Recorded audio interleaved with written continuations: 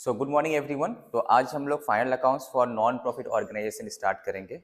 इससे पहले हम लोग बहुत सारे चैप्टर कर चुके, स्पेशली जो बेसिक अकाउंटिंग कंसेप्ट का चैप्टर सब है, journal ledger, trial balance, cash book, BRS. Then we have started rectification of errors भी हम लोग किए। फिर final accounts for sole proprietorship, उसमें हम लोग क्या किए, जो ट्रेडर होता है नॉन मैन्युफैक्चरिंग का भी स्टार्ट किए एंड मैन्युफैक्चरिंग कंपनीज का, मैन्युफैक्चरिंग एंटिटीज का भी हम लोग कवर किए, राइट। तो अब हम लोग करेंगे फाइनल अकाउंट्स, बट किसका? नॉन प्रॉफिट ऑर्गेनाइजेशंस का। इससे पहले जो हम लोग फाइनल अकाउंट से किसका था, प्रॉफिट सीकिंग ऑर्गेनाइजेशन का था, और उसमें सोल प्रोप्राइटरशिप वाला किए, कंपनी अकाउंट्स वाला करना बाकी है हम लोगों का। बट आज हम लोग क्या करेंगे, जो एनपीओ है उसका फाइनल अकाउंट्स। तो जैसे कि देखो, इससे पहले जो हम लोग फाइनल अकाउंट्स किए थे, जो प्रॉफिट सीकिंग ऑर्गेनाइजेशन था, उसमें क्या पार्ट था फाइनल अकाउंट्स में? एक था तुम्हारा trading account, PL account and balance sheet. अगर मैन्युफैक्चरिंग एंटिटीज होता तो एक एक्स्ट्रा अकाउंट क्रिएट कर, that is called manufacturing account, right. तो अगर हम फाइनल अकाउंट छोटा सा ब्रीफ करें, अगर ट्रेडर है उसमें हम लोग क्या करते हैं, trading account, PL, balance sheet. Trading account से क्या कैलकुलेट करते थे? Gross profit. पीएल से net profit and balance sheet asset liabilities कर ले। अगर ये मैन्युफैक्चरिंग एंटिटीज होता तो सबसे पहले हम लोग कॉस्ट ऑफ प्रोडक्शन कैलकुलेट करते, उसके लिए व्हाट मैन्युफैक्चरिंग अकाउंट प्रिपेयर कर रहे थे हम लोग, ठीक है। नेक्स्ट हम लोग करते थे क्या, ट्रेडिंग अकाउंट। ट्रेडिंग अकाउंट में क्या आता है, ओनली ग्रॉस प्रॉफिट कैलकुलेट करना है। Opening stock of finish goods, उसका कॉस्ट ऑफ प्रोडक्शन कहाँ से आ जाता है? मैन्युफैक्चरिंग अकाउंट से। क्लोजिंग स्टॉक सेल करके हम लोग वहाँ से क्या करते, ग्रॉस प्रॉफिट कैलकुलेट करते। फिर पीएल अकाउंट जैसे नॉर्मल ट्रीटमेंट है वैसे करते थे। इनके सब manufacturing account, all the factory का एक्सपेंसेस सब मैन्युफैक्चरिंग अकाउंट में आता है। Raw material, consume, direct expenses, factory related all expenditures सब आ रहा था वहाँ पे। Next balance sheet. सेम जब एनपीओ करेंगे, नॉन प्रॉफिट ऑर्गेनाइजेशन, तो वहाँ पे भी कुछ फाइनल अकाउंट्स वर्ड बोला, तो वहाँ पे तो कुछ प्रिपेयर करना है। तो यहाँ पे हम लोग क्या क्या तीन अकाउंट प्रिपेयर करते हैं, that is receipt and payments, income and expenditure and balance sheet. तो बैलेंस शीट वहाँ भी कर रहे थे, बैलेंस शीट यहाँ भी होगा, ओके, सेम ट्रीटमेंट। वहाँ वहाँ पे क्या ट्रेडिंग पीएल कर रहे थे, उसके बदले यहाँ पे क्या करना है हमको, इनकम एंड एक्सपेंडिचर अकाउंट करना है, income and expenditure account. Trading PL से हम लोग प्रॉफिट कैलकुलेट कर रहे थे, तो NPO, non profit seeking organisation, तो यहाँ पे प्रॉफिट नहीं कैलकुलेट करेंगे, यहाँ पे हम लोग एक वर्ड यूज करेंगे, सरप्लस या डेफिसिट। वो हम लोग इनकम एंड एक्सपेंडिचर अकाउंट से, वहाँ का ट्रेडिंग पीएल के बदले यहाँ पे income and expenditure account open करेंगे।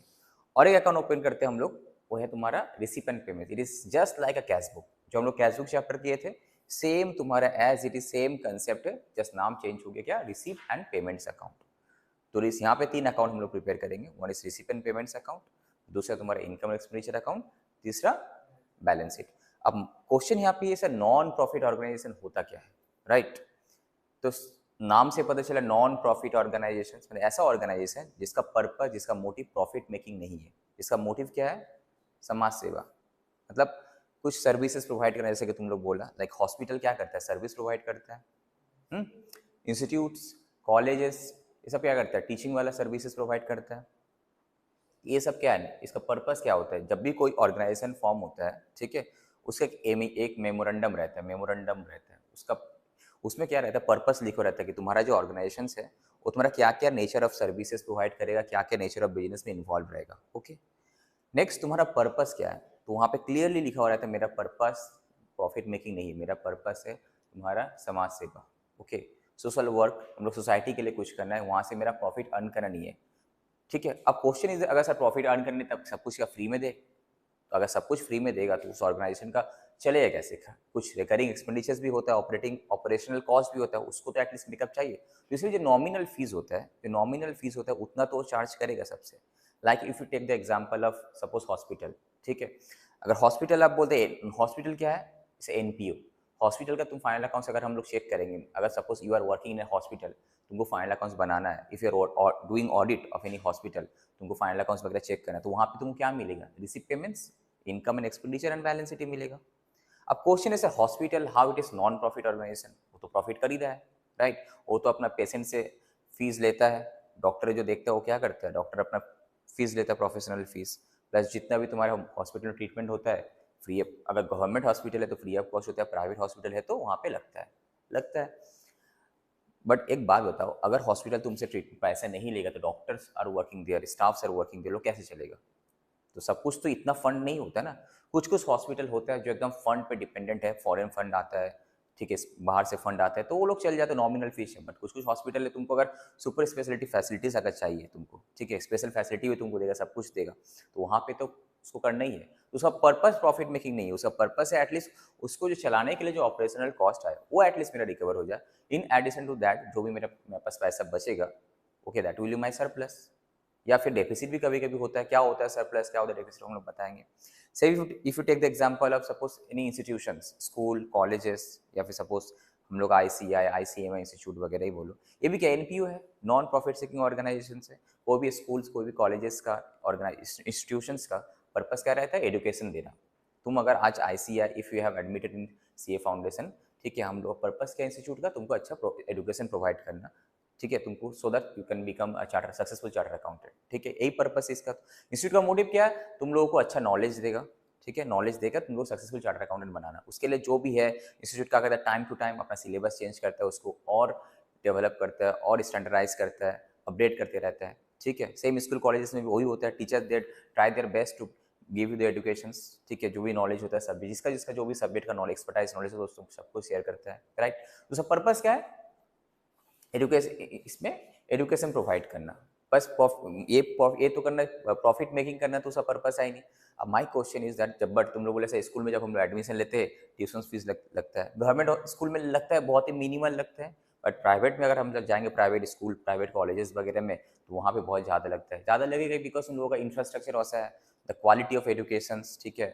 तो AC में तुम बैठ के क्लास करेगा तो पैसा तो लगेगा, प्लस वहाँ पे टीचर्स दे आर, वो लोग टीचिंग कर रहे हैं तो उसको भी तो सैलरी वगैरह पेमेंट कुछ तो लगेगा, तो उसका जो ऑपरेशनल कॉस्ट है उसको रिकवर करने के लिए कुछ तो तुमसे चार्ज करेगा, बट उसका पर्पस प्रॉफिट मेकिंग नहीं है, right. Same take, if you take the example of charitable trust, इतना सारे NGOs चलता है, राइट, वो जितना भी चैरिटेबल ट्रस्ट चलता है, ए बाबा ओ बाबा का नाम से चलता है, मंदिर, मस्जिद, गिरजा, सब बहुत सारा चैरिटेबल ट्रस्ट वगैरह चलता है, ठीक है। इवन चैरिटेबल ट्रस्ट में क्या होता है, अगर हम लोग डोनेशन देते हैं तो इनकम टैक्स में एक बेनिफिट भी मिलता है, ठीक है। तो ये सब चैरिटेबल ट्रस्ट भी तो चलता है, इसका पर्पस क्या है, समाज सेवा, ठीक है। उसका क्या पर्पस एक करना नहीं है वहाँ पे, ठीक है। अब वहाँ पे तो हम लोग कुछ पैसा देना ही नहीं पड़ता, उल्टा उसके पास पैसा आता है और खर्चा करता है, ओके।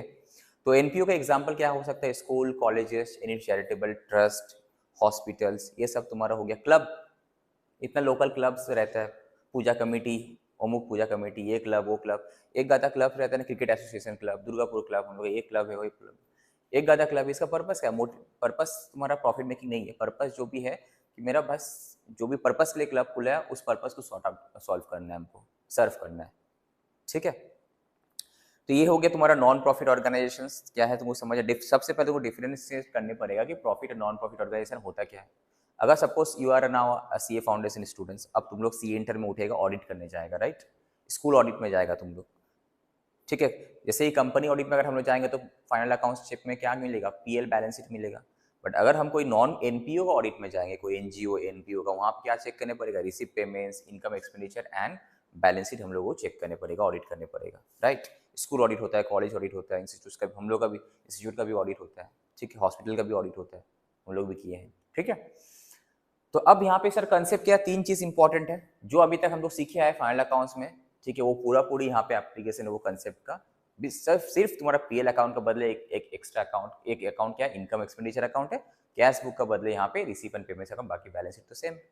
और जो वर्ड वहाँ पे हम लोग अभी तक जो यूज कर रहे थे PL अकाउंट में, इनकम का सेल फेल यूज कर रहे थे ना, वो सब वर्ड यहाँ पे चेंज होकर क्या हो जाएगा, डोनेशन। यहाँ पे इनकम क्या है, एक NPO का सोर्स ऑफ रेवेन्यू क्या होता है, डोनेशन रिसीव करता है, सब्सक्रिप्शन मिलता है, मेंबरशिप फीस मिलता है, अगर स्कूल है तो एडमिशन फीस मिलता है, अगर हॉस्पिटल है तो जो तुम्हारा पेशेंट जो फीस देता है वो सब, ठीक है। ये है उसका खर्चा क्या है, नॉर्मल ये सब खर्चा होता है, सैलरी फैलरी, repair maintenance, electricity, extra extra जो सब खर्चा सब रहता है, यही सब भी खर्चा है, ओके। तो फाइनल अकाउंट्स ऑफ NPO में हम लोग 3 चीज सीखेंगे, राइट।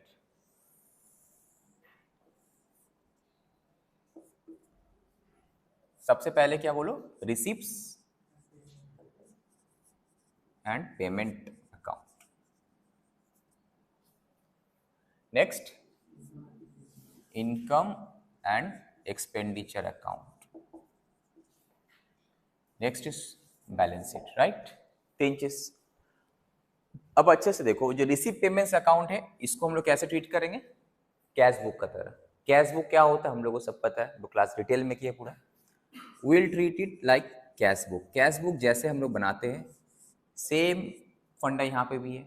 अगर हम तुमको कैश बुक अगर तुम लोग को रिवाइज कराते, कैश बुक क्या था, एक रियल अकाउंट था। कैश बुक क्या था, एक रियल अकाउंट था। Real account means what, asset account, एक एसेट अकाउंट था, राइट। अब एसेट अकाउंट्स का हम लोग डेबिट क्रेडिट के रूल्स क्या देखे थे? एसेट इंक्रीज किया तो डेबिट, एसेट डिक्रीज किया तो क्रेडिट, राइट। तो एसेट अगर इंक्रीज किया तो भाई डेबिट होगा, एसेट अगर डिक्रीज किया तो क्रेडिट होगा।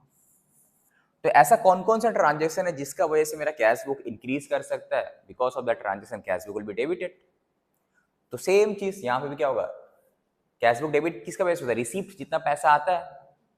तो यहाँ भी जितना पैसा आएगा सब कहाँ जाएगा? रिसीप्ट वाला कलम में आएगा, रिसीप्ट। कैश बुक क्रेडिट कब होता है? जब कैश बुक से पैसा जाता है, जब हम किसी को कैश पेमेंट करते हैं, जहाँ पे मेरा कैश में कैश आउटफ्लो होता है, तो कैश का जितना पेमेंट होता है वो तुम्हारा यहाँ पे क्रेडिट करते हैं कैश बुक में। सेम चीज यहाँ पे क्या करना है? पेमेंट साइड में लिखना है।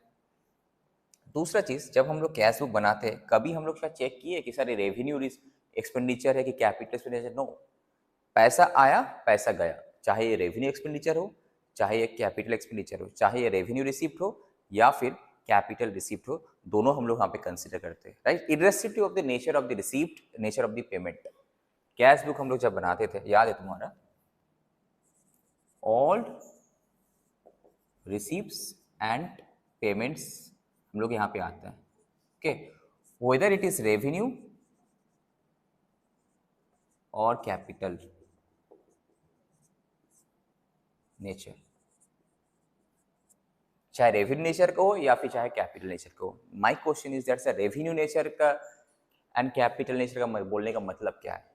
What is called revenue and capital? Revenue nature का मतलब क्या है? जो कि ना तुम्हारा normal day to day income है तुम्हारा। लाइक अगर हम एक बिजनेस में है, ठीक है, अगर हम इसी एनपीओ का बात करते हैं, एनपीओ के नॉर्मली क्या मिलता होगा?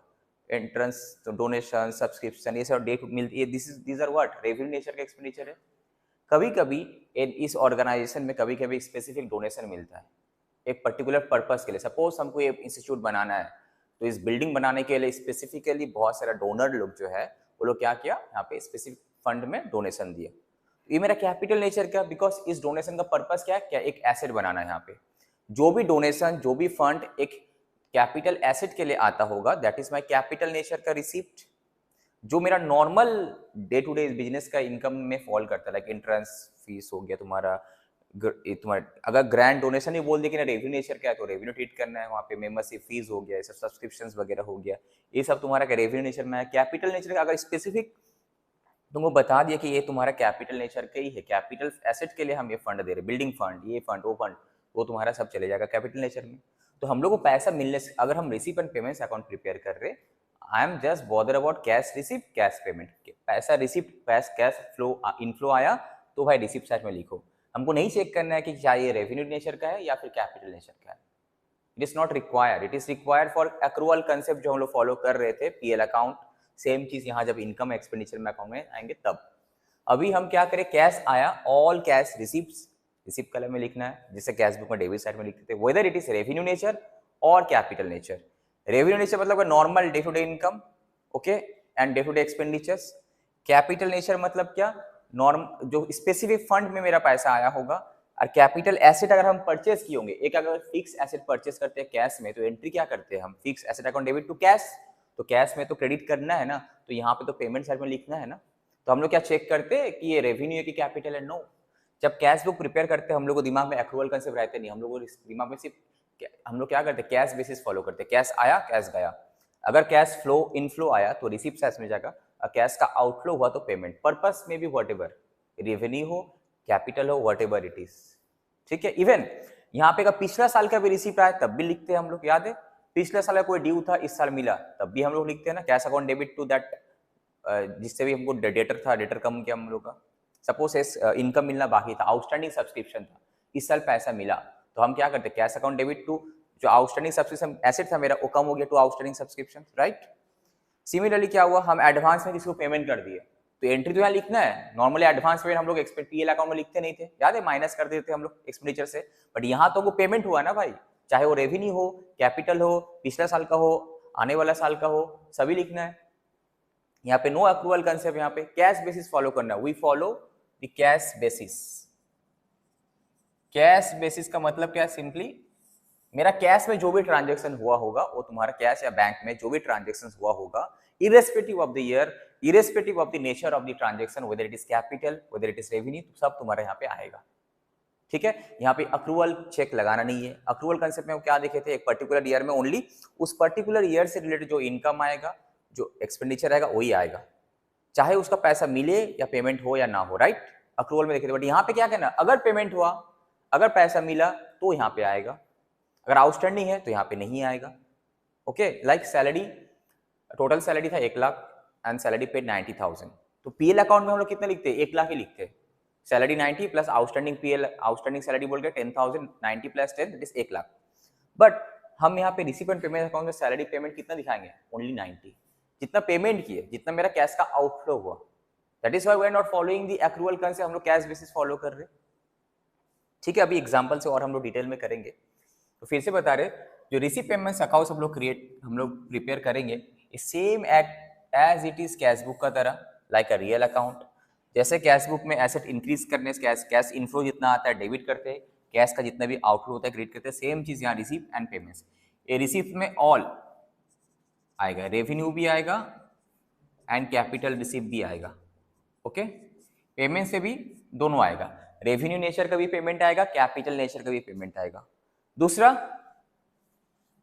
irrespective of the year, irrespective of the year of receipt और पेमेंट, माने जो रिसीव एंड पेमेंट से चाहे किसी साल से भी रिलेटेड हो, हमको देखना है सपोज इस साल हम क्या पेमेंट किए, करंट ईयर का पेमेंट किए वो भी आएगा, फ्यूचर ईयर का एडवांस पेमेंट किए वो भी आएगा, यानी आउटस्टैंडिंग पेमेंट बाकी था मेरा, suppose outstanding salary last year का इस साल पेमेंट किया वो भी यहाँ पे आएगा। ओके, तो करंट ईयर का तो आएगा ही आएगा, लास्ट ईयर का भी कोई आउटस्टैंडिंग है तो वो भी आएगा। नॉर्मली पीएल अकाउंट में वो नहीं लिखते थे, याद है अक्रूवल कंसेप्ट की वजह से, बट यहाँ पे अक्रूवल कंसेप्ट फॉलो करते नहीं रिसीव एंड पेमेंट्स में, तो पिछला ड्यू था वो पेमेंट किया वो भी आएगा, करंट ईयर का जो भी पेमेंट है वो भी आएगा, अगर एडवांस में कोई एक्सपेंडिचर पेमेंट करते वो भी आएगा वो तो, प्लस यहाँ पे अगर कोई कैपिटल एक्सपेंडिचर करते, कोई एसेट परचेज किए, कहीं पे इन्वेस्टमेंट किए, वो सब यहाँ पे आएगा। Okay, all payments irrespective of the nature of the payment, capital हो या रेवेन्यू हो। दूसरा, irrespective of the year it relates to, चाहे किसी भी साल से रिलेटेड हो, पेमेंट हो इस साल तो आ जाएगा पेमेंट साइड में। सेम रिसिप्ट, चाहे कैपिटल नेचर का रिसिप्ट हो या फिर रेवेन्यू नेचर का रिसिप्ट हो, अगर it is related to this year तो यहाँ पे आएगा। सेम, अगर रिसिप्ट में क्या है, मेरा कोई इनकम एडवांस मिल गया, इस फ्यूचर ईयर का इनकम इस साल एडवांस मिल गया वो भी आएगा। नॉर्मली पीएल अकाउंट में नहीं आता है इनकम, एडवांस इनकम, बट यहाँ पे लेना है। ओके, दूसरा करंट ईयर का तो आएगा, अगर कोई आउटस्टैंडिंग इनकम मेरा बचा हुआ, मेरा ड्यू था, लाइक आउटस्टैंडिंग सब्सक्रिप्शंस वगैरह, आउटस्टैंडिंग मेंबर्स फीस वगैरह, वो अगर मिला वो भी आएगा। ओके, बट हाँ वो कंसेप्ट सेम रहेगा, अगर एडवांस खर्चा किया तो एसेट होगा, वो बैलेंस शीट के एसेट साइड में जाएगा, एडवांस इनकम मिला तो मेरा लायबिलिटी होगा, बैलेंस शीट के लायबिलिटी साइड में जाएगा, अगर इन्हीं आउटस्टैंडिंग खर्चा हम पेमेंट करें तो मेरा लायबिलिटी कम जाएगा, वो सब कंसेप्ट ठीक है रहेगा। ओके, अंडरस्टूड क्या बोलने मांग रहे। तो फिर से बताए, receive and payments accounts start करते हैं हम लोग ओपनिंग बैलेंस से, जैसा कैश बुक में हम लोग ओपनिंग बैलेंस से स्टार्ट करते हैं टू बैलेंस बीडी, तो यहाँ पे भी ओपनिंग बैलेंस दिया हुआ रहेगा, इतना तुम्हारा कैश और बैंक था। उसके बाद जो भी मेरे पास पैसा आया होगा, कैश का इनफ्लो आया होगा, ऑल रिसीप्ट्स, वो तुम्हारा रिसीप्ट साइड में लिखना है, all receipt, revenue, capital. Okay, irrespective of the nature of the receipt and nature of and the year it relates to, सब कुछ यहाँ पे तुमको लिखना है।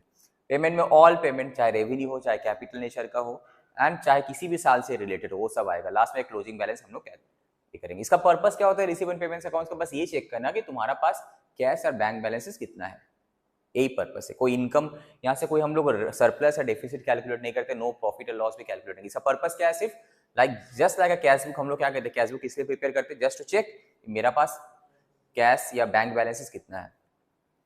Same purpose receive and payments account का है। ओके, उसके जो क्लोजिंग बैलेंस रहेगा वो तुम्हारा कहाँ चले जाएगा, बैलेंस शीट में चले जाएगा। तो अंडरस्टैंड रिसीव एंड पेमेंट्स क्या हो रहा है। अब एक एक टर्म का हम लोग डिस्कस करेंगे, एक कैसे ट्रीटमेंट होगा। तो ये फिलहाल कंसेप्ट समझ में आ गया रिसीव एंड पेमेंट्स का। तो कैश बेसिस फॉलो करते हैं हम लोग यहाँ पे, नो अक्रूवल कंसेप्ट, भूल जाओ अक्रूवल कंसेप्ट को, ऑल रिसीव्स ऑल पेमेंट्स यहाँ पे आ जाएगा। क्लियर, अंडरस्टैंड, कोई डाउट।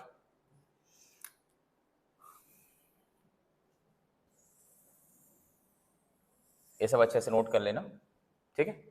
अब आए थे इनकम एंड एक्सपेंडिचर अकाउंट में। जैसे कि इससे पहले अभी हम लोग जो फाइनल अकाउंट्स किए थे, इसका मैन्युफैक्चरिंग अकाउंट्स, इवन ट्रेडर का जो सोल प्रोप्राइटर्स, ट्रेडर वाला जो किए थे सोल प्रोप्राइटर में, वहाँ पे हम लोग पीएल अकाउंट प्रिपेयर किए थे। तो इनकम एंड एक्सपेंडिचर अकाउंट का ट्रीटमेंट भी सेम लाइक पीएल अकाउंट ही होगा, same treatment as like PL account. That means यहाँ पे अक्रूवल कंसेप्ट फॉलो करेंगे हम लोग, राइट। वहां पे अक्रूवल कंसेप्ट फॉलो कर रहे थे ना, तो यहाँ पे भी हम लोग क्या करेंगे, अक्रूवल कंसेप्ट फॉलो करेंगे, accrual concept, not cash. Okay, अब अक्रूवल कंसेप्ट में क्या था, याद है तुम लोगों को, क्या था बोलो, जो भी इनकम होगा, whatever income and expenditure relates to current year है, बस वही कंसीडर करना है। अगर इस इनकम का अंदर कुछ एडवांस इनकम एडेड है तो हटा देना है। इस इनकम का अंदर अगर पिछला साल कोई ड्यू इनकम था मिला, वो भी हटा देना है। जो करंट ईयर का रिलेटेड, वो अगर करंट ईयर कोई ड्यू है तो वो ऐड होगा, राइट। अभी फिर से हम फॉर्मेट बता देंगे। सेम एक्सपेंडिचर करंट ईयर का आउटस्टैंडिंग है तो वो ऐड होगा। पिछला साल का एक्सपेंडिचर आउटस्टैंडिंग था, इस साल पेमेंट के इसमें घुसा हुआ है तो हट जाएगा। एडवांस में कुछ एक्सपेंडिचर की इसमें एडेड है तो हट जाएगा। बिकॉज हम लोग कौन से कंसेप्ट बोले, accrual concept. It means what, current year से जो भी मेरा रिलेटेड, जो भी related revenue and capital expenditure वो आएगा। और दूसरा चीज, पीएल अकाउंट में लोग क्या फॉलो करते थे बोलो, रेवेन्यू नेचर आता था ना। रिसीव पेमेंट्स में दोनों आता है, रेवेन्यू कैपिटल बोथ, बट यहाँ पे ओनली रेवेन्यू आ रहा था। तो सेम चीज यहाँ पे भी क्या आएगा, रेवेन्यू नेचर का ही आएगा। जो भी रेवेन्यू नेचर का इनकम है, जो भी रेवेन्यू नेचर का expenditure, that will only come in this income and expenditure account. Income means what, revenue income. Income and expenditure means क्या, रेवेन्यू नेचर का हम लोग बात कर रहे हैं। रेवेन्यू जो normal day to day operational activities का में जो मेरा इनकम है, जो एक्सपेंडिचर्स है फॉर एनपीओ, ठीक है, जैसे पीएल अकाउंट में लोग करते थे, ठीक है। वहां पे बस आइटम डिफरेंट होगा, ट्रांजेक्शन डिफरेंट होगा। वहाँ पे सेल ऑफ गुड्स था, ठीक है, मैन्युफैक्चरिंग कॉस्ट था, यहाँ पे वो सब नहीं आया, कुछ और आइटम आएगा। यहाँ पे इनकम में क्या आएगा तुम्हारा, डोनेशंस, एंट्रेंस फीस, ठीक है, उसके बाद सब्सक्रिप्शंस, ग्रांट, ये सब आएगा। इसमें भी कैपिटल रेवेन्यू अलग अलग ट्रीटमेंट है सबका, ठीक है। एक्सपेंडिचर नॉर्मल जो सब एक्सपेंडिचर होता था, क्लियर, बस यही है। अब इसका जो रिजल्ट आएगा पीएल अकाउंट में, रिजल्ट क्या आता था, either net profit, net loss. तो यहाँ पे जो रिजल्ट आएगा वो क्या आएगा, surplus oblique deficit, surplus oblique deficit, surplus oblique deficit. Surplus कब आएगा, अगर तुम्हारा income is greater than expenditure, तब सरप्लस आएगा। और डेफिसिट कब आएगा, when is your income is less than your expenditure. Income कम है, एक्सपेंडिचर ज्यादा होगा, देन डेफिसिट आएगा। ओके, तो यहाँ पे कंसेप्ट कुछ नया नहीं है, बस कुछ कुछ ट्रांजेक्शन तो वो नहीं मिलेगा, उसका ट्रीटमेंट हम लोग को देखना है। कंसेप्ट एज इट इज जो पीएल अकाउंट में जैसे हम लोग करते थे, अक्रूवल कंसेप्ट फॉलो करके सेम करना, बस ट्रांजेक्शन डिफरेंट है। और इसका पर्पस क्या है, सरप्लस या डेफिसिट कैलकुलेट करना। ओके, याद रहे, रिसीव पेमेंट्स में हम लोग कैश बेसिस फॉलो करते हैं। ऑल रिसीव, ऑल पेमेंट्स, चाहे रेवेन्यू हो चाहे कैपिटल हो, सब आ जाएगा यहाँ पे। But income and expenditure account same like PL account हमको फॉलो करना है, अक्रूवल कंसेप्ट भाई, अक्रूवल कंसेप्ट। जो भी इस साल का रिलेटेड इनकम है, एक्सपेंडिचर, वो लेना है। इसको छोड़कर जो भी पिछला साल का या फिर आने वाला साल का इनकम एक्सपेंस घुसा हुआ है, उसको हटा देना है। ओके, तो लास्ट में तुम्हारा आंसर है दैट विल बी सरप्लस या डेफिसिट। ओके, अब बैलेंस शीट तो पूरा सेम जैसे हम लोग करके आए, सेम ही होगा। Asset and liabilities, liabilities and asset जैसे हम लोग करके आए सेम आएगा यहाँ पे। बस यहाँ पे कुछ एक्स्ट्रा फंड तुम देखिए, बिल्डिंग फंड, ये फंड, वो फंड, इस टाइप का आ जाएगा। एनी काइंड ऑफ फंड क्या होता है, लाइबिलिटीज। कोई फंड में तुमको पैसा दिया तो तुम्हारा अगर एसेट वाला फंड है वो क्या लाइबिलिटीज में आएगा तुम्हारा, वो अभी हम सब डिस्कस करेंगे। तो बेसिक फॉर्मेट समझ में आया एनपीओ का, ठीक है। देख लो एक बार क्या क्या तीन चीज हम लोग प्रिपेयर करेंगे। One is receipt and payments account, income expenditure account and balance sheet. अब तुम्हारा क्वेश्चन में क्या रिसीप पेमेंट्स दिया हुआ रहेगा, उससे हम लोग क्या करेंगे, इनकम एक्सपेंडिचर अकाउंट प्रिपेयर करेंगे एंड बैलेंस शीट प्रिपेयर करेंगे।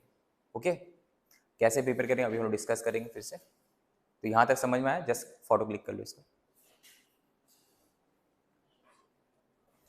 अब थोड़ा हम रिसीव एंड पेमेंट्स अकाउंट्स में बुक में जो भी है, ठीक है, सम हम लोग क्या फोकस है, ट्रांजेक्शन पे फोकस करते हैं, ठीक है।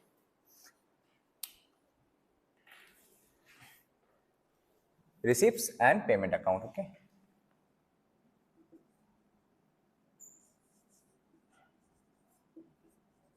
रिसीप्ट्स एंड पेमेंट,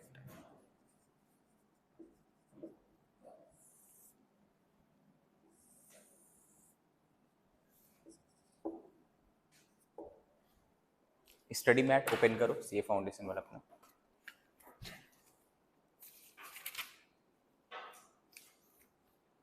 यहाँ पे तुमको एक सम मिलेगा, इलस्ट्रेशन 1 दिख रहा होगा, पेज नंबर 9.2 मेरे पास जो बुक है तुम लोग देख लेना। जो हमको यूट्यूब में फॉलो करते हैं तो आप लोग क्या करना, CA फाउंडेशन का स्टडी मैट डाउनलोड कर लेना। चैप्टर नंबर 9 है ना, चैप्टर नंबर 9, ठीक है। तो अभी हम लोग जस्ट कंसेप्ट देखें, अब हम लोग इलस्ट्रेशन 1 सॉल्व कर रहे हैं। ओके, तो सबके पास बुक है, जो हमको यूट्यूब में देखता है प्लीज स्टडी मैट आप लोग ओपन कर देना। Okay, the receive payments for the club for the year ended March where this. Receive payments का कुछ डिटेल दिया है, एंट्रेंस फी दिया हुआ है, अमाउंट भूल जाओ, आइटम पे फोकस करो। एंट्रेंस फीस, मेंबरशिप फीस दिया हुआ है, donations for club pavilion, food stuff का सेल इतना हुआ है, सैलरीज एंड वेजेस दिया हुआ है, purchase of food stuff, construction of club pavilions, general expenses, rent and taxes, bank charges, cash in hand है, कैश एट बैंक है। You are required to prepare receipt and payment account. Okay, तो देखो receipt and payments account for the year ended ही होगा वो। अगर एक particular साल का हम लोग बनाते हैं ना, फॉर द ईयर एंडेड 12, अगर क्वार्टरली, फर्स्ट क्वार्टरली में 3 महीना का होगा, फिर 6 मंथ। नॉर्मली क्या होता है, जितने भी एनपीओ होता है उससे साल में एक ही बार ही अकाउंट्स क्लोजिंग होता है। क्वार्टरली करने का जरूरत नहीं पड़ता, जस्ट लाइक अ कंपनी। तो यहाँ पे हम लोग क्वार्टरली का जरूरत नहीं पड़ता, अकाउंट्स एनुअली क्लोज करते हैं वो लोग। तो एक साल का एक ही साथ बनाएगा for the year ended this करके, ठीक है। अब स्टार्ट कहाँ से करेगा, टू ओपनिंग बैलेंस। हम लोग जो स्टार्ट करेंगे, हम एक काम करते हैं, इसको हम पूरा मास्टर प्रॉब्लम बना देते हैं। अभी जितना सारा रिसीव पेमेंट से रिलेटेड जो भी ट्रांजेक्शन आएगा सब यहाँ पे लिख लेते हैं। ओके, तो तुमको एक आइडिया हो जाए कि रिसीव पेमेंट्स अकाउंट्स में ये ट्रांजेक्शंस आइटम आता है। ओके, इसको एक मास्टर फॉर्मेट बना देते हैं। तो हमेशा स्टार्टिंग में हम लोग क्या करेंगे, टू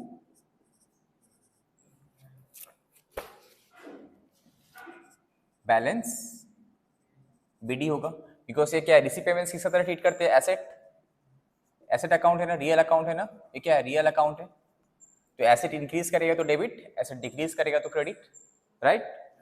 तो टू बैलेंस बीडी कितना था तुम्हारा क्वेश्चन में, जो भी है यहाँ पे लिखना है।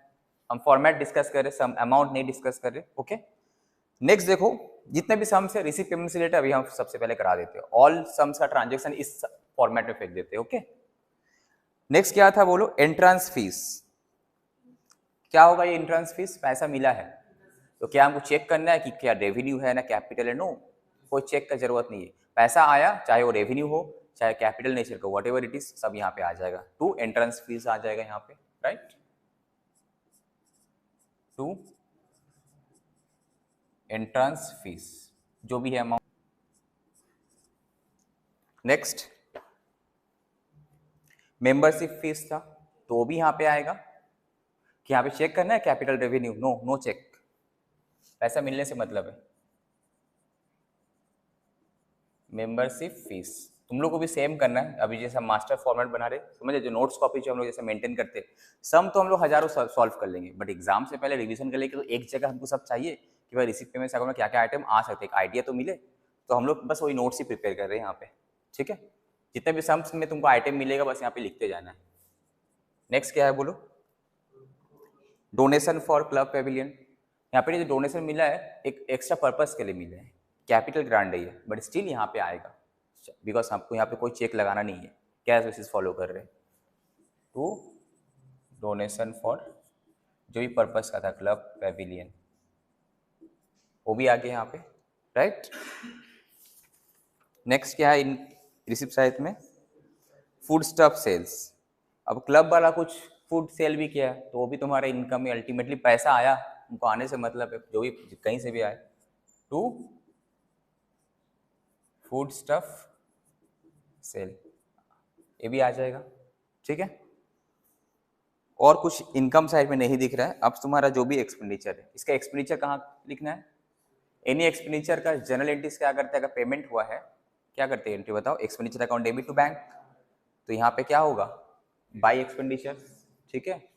सो बाई जितना भी एक्सपेंडिचर हुआ है होगा, ठीक है। क्या क्या एक्सपेंडिचर है यहाँ पे, सैलरीज एंड वेजेस। अच्छा एक चीज बताओ, अगर तुम्हारा क्वेश्चन है बोले कि 1 लाख का सैलरी होता है,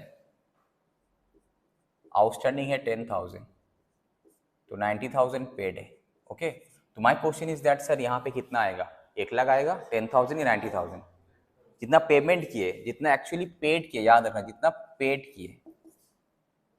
और एक चीज, अगर ये 90,000 का अंदर पिछला साल का भी पेमेंट घुसा है तो तब भी लिखना है, अगर एडवांस में पेमेंट कर दिए तब भी लिखना है, ठीक है। हमको एक्रूवल कंसेप्ट फॉलो करना ही नहीं यहाँ पे, पेमेंट हुआ, चाहे इस साल का हो, पिछले साल का हो, एडवांस हो, सब यहाँ पे आएगा। ओके, याद रहे।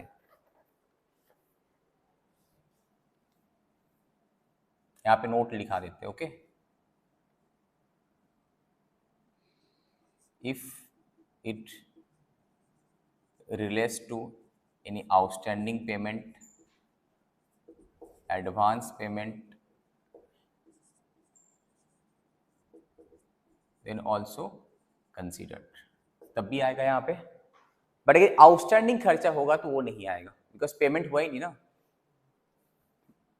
But outstanding expenditure not come, that means only payment हमको देखना है। चेक ओनली पेमेंट मेड, कितना तुम पेमेंट किया है वो इंपॉर्टेंट है। सिर्फ जितना तुम पेमेंट किया वो इंपॉर्टेंट है।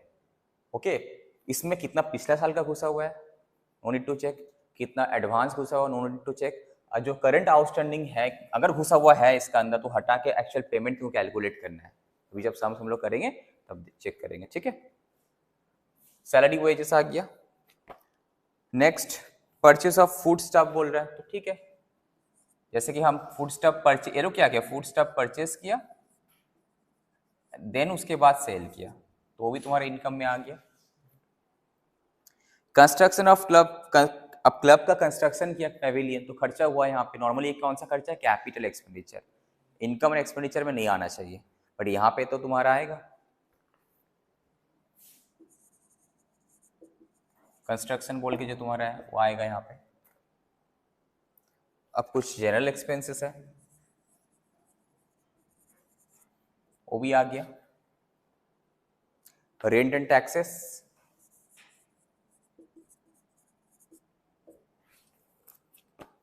Next bank charges.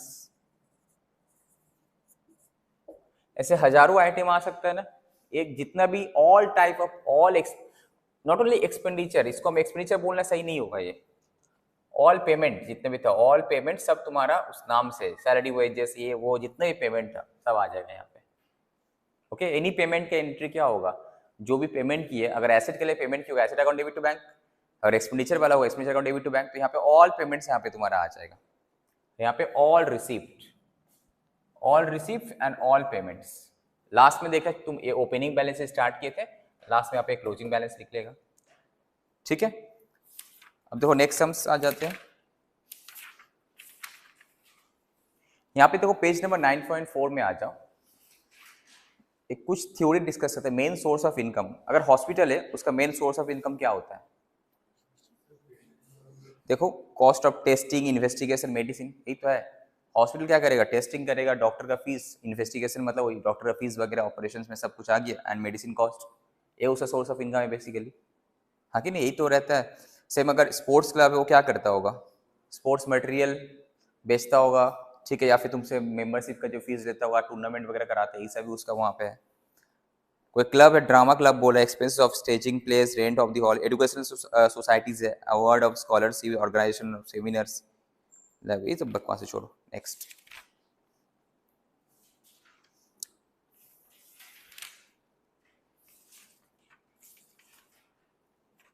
इलस्ट्रेशन 2 में आ जाओ, पेज नंबर 9.6। ये ओवर एक आइडिया समझ में आया तुम लोगों को। यहाँ पे एनी और ये लिस्ट का खत्म नहीं है एक्चुअली, नेवर एंडिंग लिस्ट है कुछ जितने, ये जस्ट एक एग्जांपल हम बता रहे थे। यहाँ पे एंड में बाई बैलेंस क्या हो जाएगा, सीडी। ठीक है, ये फिर कहाँ चले जाएगा, तो बैलेंस शीट का एसेट साइड में चले जाएगा, राइट। फोटो क्लिक कर लो।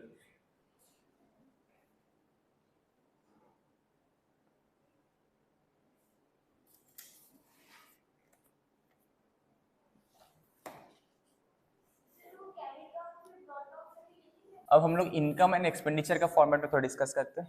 रिसिप्ट पेमेंट से तो कोई दिक्कत नहीं होना चाहिए, आई होप सो। याद रहे तुम लोग नॉर्मली क्वेश्चन कैसे रहेगा, उससे पहले ये चीज डिस्कस कर लेते पहले हम। Suppose important point for receipt payments account का कुछ इंपॉर्टेंट पॉइंट हम डिस्कस करें। फॉर्मेट तो समझ में आ गया, ठीक है। अ फ्यू इंपॉर्टेंट पॉइंट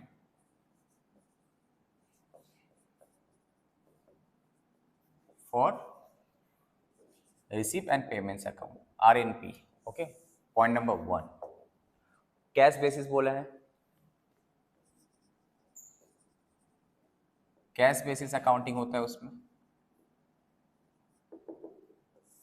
इसका एग्जांपल लेके समझते हैं। तुम्हारा क्वेश्चन में सपोज ऐसा दिया हुआ है, any income, suppose any subscription दिया हुआ है, ओके, सब्सक्रिप्शन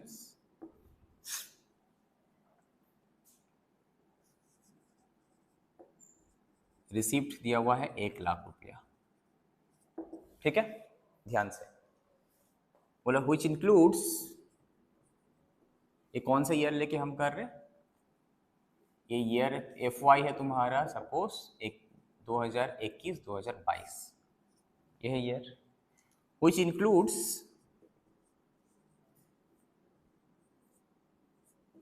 आउटस्टैंडिंग सब्सक्रिप्शन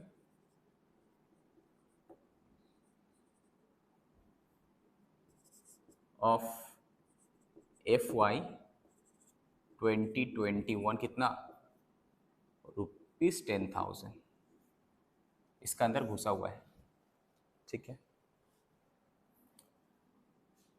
एक दूसरा which includes advance subscription for FY 22-23, कितना, 5,000, ठीक है।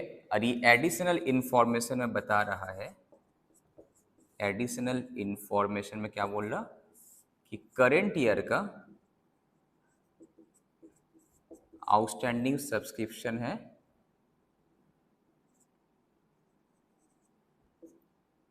15,000। तो my question to all of you, तो बताओ रिसीप एंड पेमेंट्स अकाउंट्स में कितना जाएगा and income and expenditure account में कितना जाएगा। सबसे पहले जो सब्सक्रिप्शन मिला होगा रिसीप एंड पेमेंट्स अकाउंट्स में कहाँ जाना चाहिए, रिसीप साइड या फिर पेमेंट साइड, रिसीप साइड में जाना चाहिए, ओके। तो हाउ मच, कितना, फिर से बता रहे, सब्सक्रिप्शन मिला कितना, 1,00,000 रुपया, ओके। इस 1,00,000 में क्या क्या है कि 10,000 रुपया पिछला साल का घुसा हुआ है, इसी 1,00,000 में 5,000 रुपया आने वाला साल 22-23 का भी घुसा हुआ है, ठीक है। बट ये एक्स्ट्रा क्या है, करंट ईयर का 15,000 अभी मिला नहीं, मिलना बाकी है, तो 1,00,000 ही जाएगा मेरा भाई, 1,00,000 ना। हमको क्या मतलब, रिसीप एंड पेमेंट से मतलब ये है कि कितना पैसा मिला, कौन सा साल से रिलेटेड है वो देख चेक करने का जरूरत ही नहीं है तुम्हारा, ठीक है। अगर एडवांस मिला तो तुम्हारा लायबिलिटी जाएगा, this will be your liability. पिछले साल का ड्यू था, मिल गया तो एसेट खत्म हो गया होगा तुम्हारा। और करंट ईयर का आउटस्टैंडिंग जो है ये तुम्हारा एसेट में जाएगा, बैलेंस शीट में। तो अल्टीमेटली पैसे कितना आया मेरे पास, 1,00,000 ही आया, ये ऑलरेडी घुसा हुआ, अगर नहीं रहता तो हम ऐड करते। अगर ये बोलता कि अगर ऐसा क्वेश्चन बोलता, पहले इसको कर लेते, बोला इसका अंदर घुसा हुआ है, तो ऑलरेडी घुसा हुआ है, तो ये 10 भी घुसा हुआ है, 5 भी घुसा हुआ है, तो अलग से ऐड करने का, टोटल तो 1,00,000 ही मिला हमको, और ये एडेड नहीं है तो होगा भी नहीं, कैश तो मिला ही नहीं हमको ना। तो रिसीव पेमेंट्स अकाउंट में कितना आएगा, 1,00,000 ही आएगा।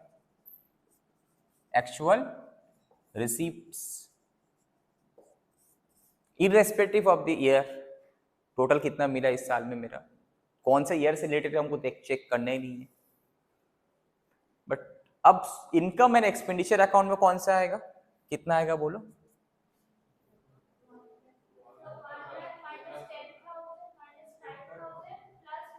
Very good, very good.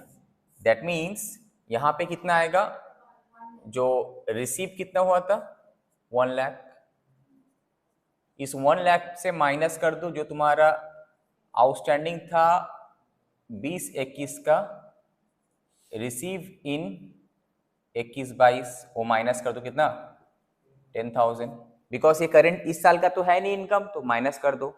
यहाँ पे लोग अक्रूवल कंसेप्ट फॉलो करते ना इनकम एक्सपेंडिचर अकाउंट में, सेम माइनस कर दो जो एडवांस तुमको इनकम मिला है जो इसमें एडेड है, तो एडवांस फॉर 22-23 रिसीव इन 21-22 कितना 5000, ये भी तुम्हारा माइनस हो जाएगा, राइट।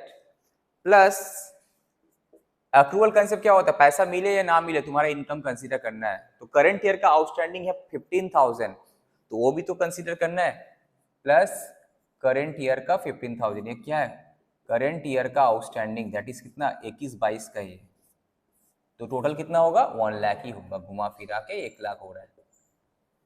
बट इस तरह से कैलकुलेट हुआ, और यहाँ पे ये एज इट इज 1 लाख रुपए यहाँ आ जाएगा। फोटो क्लिक कर लो। नया तो कुछ नहीं है, सब सिंपल है, ऑलरेडी हम लोग किए, जस्ट थोड़ा सा रिवाइज रिकॉल कर रहे हैं हम लोग।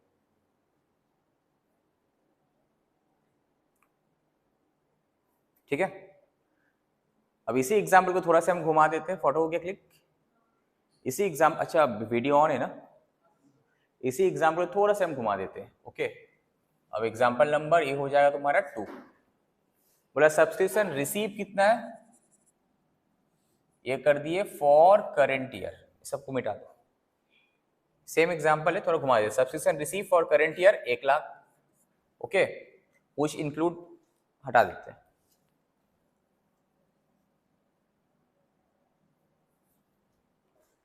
आउटस्टैंडिंग सब्सक्रिप्शन ऑफ एफआई, ये भी रिसीव किए हम, receive outstanding subscription of FI 2021, इसी साल मिला 10,000, जो उसमें एडिट नहीं है, जो इसमें एडिट नहीं है। ओके, क्वेश्चन सिर्फ घुमा रहे। करंट ईयर के लिए मिला कितना, करंट ईयर मतलब 21-22 के लिए मिला 1 लाख, 20-21 का आउटस्टैंडिंग मिला 10,000, और 22-23 के लिए एडवांस मिला कितना, 5,000, और इस साल का अभी 15,000 मिलना बाकी है। तो अब बताओ कि तुम्हारा रिसीव एंड पेमेंट्स अकाउंट्स में कितना आएगा, क्या क्या आएगा, रिसीव पेमेंट जितना रिसीव्ड आएगा, तो टोटल रिसीव कितना है, 1 lakh plus 10,000 plus 5,000। Although it relates to previous year तब भी आएगा, although it relates to future years तब भी आएगा, बिकॉज हम लोग कैश बेसिस फॉलो कर रहे हैं। कैश आया तो जितना आया वो लिखो, ये तो पैसा आया ही नहीं, इसको लिखने की जरूरत नहीं। This plus this plus this, that is कितना, 1 लाख प्लस 10,000 प्लस 5,000, तो 1,15,000 ये आएगा तुम्हारा। अगर एडिट रहता तो ऐड करने की जरूरत, एडिट नहीं है तो ऐड करेंगे हम। ओके, सेम चीज तुम्हारा यहां पे क्या होगा, इनकम एंड एक्सपेंडिचर अकाउंट में कितना आएगा तुम्हारा इनकम, 1 लाख, तो दैट मीन्स ये आएगा जो रिसीव्ड फॉर 21-22 कितना, 1 लाख ये आएगा, और ये जो पिछला साल का जो मिला ये आएगा, और ये तो एडेड भी नहीं है तो माइनस करने की जरूरत है, since it is not included over here तो no need to deduct it, minus करने की जरूरत नहीं है। सेम जो फ्यूचर ईयर के लिए भी जो एडवांस मिला था ये भी तो इसमें एडेड नहीं है, तो ये भी माइनस करने की जरूरत नहीं है, अगर रहता तो माइनस करते। ठीक है, बट ये तो इनकम है। अक्रूवल कंसेप्ट क्या बोलता है, पैसा मिले या ना मिले, if it is related to the particular year you have to consider it as an income, right. तो करंट ईयर का जो आउटस्टैंडिंग है, आउटस्टैंडिंग ऑफ करंट ईयर कितना, 21-22, ये तुम्हारा आ जाएगा कितना, 15,000, तो 1,15,000 ये तुम्हारा आ गया। ओके, कंसेप्ट क्लियर हो रहा है। तो दो एग्जांपल हम लोग देखे, एक अगर इंक्लूडेड है तो माइनस कर दो पिछला साल का, अगर रिसीव पेमेंट्स में हम लोग जब रिसीव पेमेंट में तब तो माइनस करने की जरूरत ही नहीं है, और इंक्लूडेड है तो ऐड करने की जरूरत नहीं है। बट जब इनकम एक्सपेंडिचर अकाउंट करते हैं तो वहां भी अगर इंक्लूडेड है तब माइनस करना है, अगर इंक्लूड नहीं है तो माइनस करने का जरूरत नहीं है, सिर्फ करंट ईयर का आउटस्टैंडिंग को ऐड कर दो इनकम में। तो सेम चीज अब हम लोग एक्सपेंडिचर, अभी हम लोग इनकम का देखें तो सेम एक्सपेंस का ट्रीट करेंगे अभी हम लोग। इसको फोटो क्लिक कर लो। अभी ऐसे कि हम लोग इनकम का देखें हम लोग, अब एक्सपेंडिचर का देखते हैं। Okay, suppose any expenditures and it is a revenue, ये कौन सा एक्सपेंडिचर है, रेवेन्यू है। ठीक है, अब फॉर एग्जांपल लेके चलते हैं सैलरी। ओके, सैलरी पेड कितना, 1 लाख, किसके लिए, 21-22 के लिए। ओके, आउटस्टैंडिंग सैलरी 21-22 कितना, 5,000। ठीक है,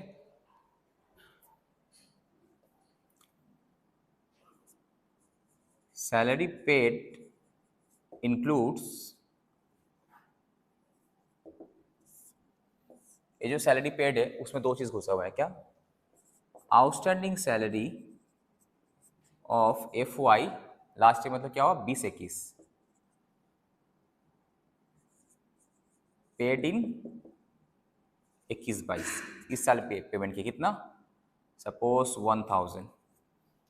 ओके, इसी सैलरी पेड में घुसा हुआ है एडवांस, एक एम्प्लॉय को एडवांस चाहिए था, advance salary for FY 22-23 paid in FY 21-22 2000। ठीक है, ये तुम्हारा क्वेश्चन है।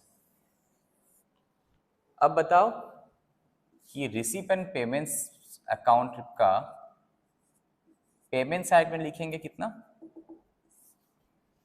एंड दूसरा इनकम एंड एक्सपेंडिचर अकाउंट का एक्सपेंस साइड में कितना लिखना है। बोलो, हम लोग कौन से ईयर का कर रहे हैं? अभी हम लोग कर रहे हैं FY 21-22 का कर रहे हैं। तो अब हम लोग रिसीव एंड पेमेंट्स अकाउंट के बारे में डिस्कस कर रहे हैं पहले। तो पेमेंट कितना किया टोटल इस साल? ए पेमेंट किए, और कुछ ऐड आएगा? बस 1 लाख ही आएगा, जितना पेमेंट किया उतना ही आएगा। इस पेमेंट के अंदर ऑल दो 21-22 का पिछला साल का ऑल दो 20-21 का आउटस्टैंडिंग है तो है, रहने दो। ऑल दो एडवांस पेमेंट के रहने दो, बिकॉज हम लोग कैश बेसिस फॉलो कर रहे हैं। करंट ईयर का जो आउटस्टैंडिंग सैलरी पेमेंट नहीं किए उसको लेने का जरूरत नहीं है। Paid, the word paid is important, कितना पेमेंट किया, तो 1 लाख ही आएगा। Only 1 lakh will be there. ये सब ऐड करने का जरूरत नहीं है, ये एक 1000 2000 बिकॉज ये ऑलरेडी एडेड है। और दूसरा गलती से ये तुम्हारा नहीं आएगा आउटस्टैंडिंग, दूसरा outstanding salary not yet paid, not to be consider नहीं होगा बिकॉज पेमेंट ही नहीं हुआ तो। ठीक है, दूसरा क्या था, year is not important, year not important, यहाँ पे ईयर इंपॉर्टेंट नहीं है, कौन सा साल का तुम खर्चा पेमेंट कर रहे हो। ठीक है, बट जब हम इनकम एक्सपेंडिचर में अकाउंट में आएंगे तो वहां हम लोग अक्रूवल कंसेप्ट फॉलो करते हैं। अक्रूवल कॉन्सेप्ट तो वहां पे फिनेंशियल ईयर इंपॉर्टेंट है, जिस साल का उस साल का लेना है। तो अब बताओ यहाँ पे एक्सपेंडिचर कितना होगा सैलरी। तो ऐसे स्टार्ट करेंगे हम लोग, लिखेंगे यहाँ पे सैलरी, जब लिखेंगे ना हम लोग एक्सपेंडिचर में अकाउंट में, तो वहाँ सैलरी पेड कितना हुआ है 1 लाख। इसमें से हमको चेक करना है भाई करंट ईयर का छोड़ के और क्या क्या इसके अंदर घुसा हुआ है, उसको हटाओ। करंट ईयर का छोड़ के और क्या क्या घुसा हुआ है, तो करंट ईयर का छोड़ के पहले करंट ईयर का लिख लो, पहले करंट ईयर का और क्या ऐड बाकी है, आउटस्टैंडिंग सैलरी करंट ईयर का 21-22 का कितना 5000, तो ये तो एडेड नहीं था, इसको ऐड करो। अभी 10,000 के अंदर और क्या क्या घुसा हुआ था माइनस करो, जो आउटस्टैंडिंग सैलरी कब का 20-21 का पेड इन 21-22 कितना 1000, ये हट जाएगा ना बिकॉज ये तो इस साल का है ही नहीं खर्चा। सिमिलरली माइनस कर दो advance salary of 22-23 paid in 21-22, ये क्या कितना था 2000, ये भी माइनस कर दो, तो अल्टीमेटली आएगा कितना 1,02,000। ये है तुम्हारा एक्चुअल सैलरी का एक्सपेंडिचर। समझ में आ रहा है डिफरेंस? तो तुमको खुद समझ में, बुक में लिखा हुआ लैंग्वेज में, तो हम लोग प्रैक्टिकली समझ रहे कि receive payments versus income and expenditure में डिफरेंसेस क्या है। थ्योरी पढ़ने की जरूरत है, सिंपल चीज़ है, यहाँ पे कैश बेसिस फॉलो होता है, यहाँ पे अक्रूवल बेसिस फॉलो करते हैं। कैश बेसिस मीन्स जितना पेमेंट हुआ जितना रिसीव हुआ वो इंपॉर्टेंट है। ओके, कौन सा साल से है क्या है रिलेटेड नहीं है। दूसरा यहाँ पे रेवेन्यू कैपिटल दोनों आता है, यहाँ पे ओनली रेवेन्यू नेचर आता है, यही तो डिफरेंस है। और इससे क्या होता है, इसका पर्पस रहता है कि मेरा पास कितना एसेट है, कितना कैश एंड बैंक बैलेंस, इसका पर्पस क्या है सरप्लस और डेफिसिट निकालना है। 3 मेजर डिफरेंसेस है, राइट, जो हम लोग अभी देखें। अब इसी का और एक एग्जाम्पल लेते हैं। ओके, इसको फोटो क्लिक कर लो, दिस इज एग्जाम्पल नंबर 1।